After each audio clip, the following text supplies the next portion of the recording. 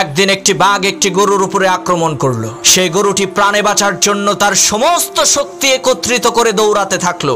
দৌড়ানোর এক পর্যায়ে গরুটি একটি পুকুরের মধ্যে লাফ দিল। ঘটনাক্রমে সেই পুকুরের মধ্যে কোনো পানি ছিল না, শুধু ছিল কাদা। এদিকে গরুর পেছন পেছন বাঘটিও সেই পুকুরের মধ্যে ঝাঁপ দিল। এতে করে গরু এবং বাঘ দুইজনেই পুকুরের কাদার মধ্যে গলা পর্যন্ত আটকে গেল। তখন বাঘ রাগান্বিত কণ্ঠে গরুকে বলে উঠলো, ওই হারামজাদা, তুই আর লাফ দেওয়ার জায়গা পাইলি না?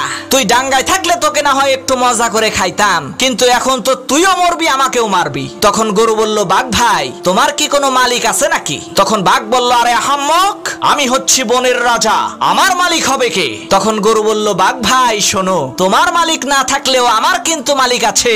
সন্ধ্যাবেলায় আমার মালিক আমাকে এখান থেকে উদ্ধার করে নিয়ে যাবে, আর লোকজন জড়ো করে আনন্দ উল্লাস করতে করতে তোমাকে পিটিয়ে মারবে।